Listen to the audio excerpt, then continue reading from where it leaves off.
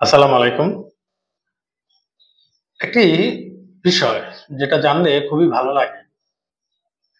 আমাদের প্রিয় শায়েখ, শায়েখ আহমদুল্লাহ তিনি একটি ট্রেনিং সেন্টার চালু করেছেন যেখানে ১ বৎসরে প্রায় ১,০০,০০০ মানুষ দক্ষ হবে।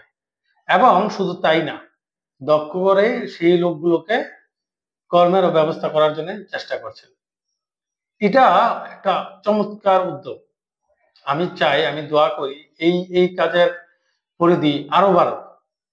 কারণ এই ধরনের ট্রেনিং সেন্টার যখন আমাদের দেশে তৈরি হবে, এই ধরনের দক্ষতা যখন আমাদের দেশে অর্জন করা হবে, মাথায় অর্থাৎ এই ট্রেনিং সেন্টার গুলো যখন বিস্তার ঘটবে, তখন আমাদের দেশের মানুষ আরো দক্ষ হবে। এইজন্যে আমাদের প্রিয় শায়েখ আহমদুল্লাহ উনার সংগঠন আসুন্নাহ আ ফাউন্ডেশন তাকে অভিনন্দন, শায়েখ আহমদুল্লাহ এবং তার সংগঠনকে অভিনন্দন যে তাদের এই ধরনের কাজের জন্য। আমরা সুন্নাহ ফাউন্ডেশনের কার্যক্রম গত কয়েক বছর যাবৎ দেখছি। তারা কি ধরনের কার্যক্রম করে।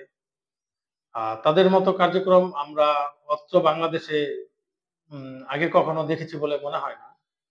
বন্যার্তদের কিভাবে সহযোগিতা, কিভাবে বেকারদের সহযোগিতা, কিভাবে আ আপনার আ বেকারদেরকে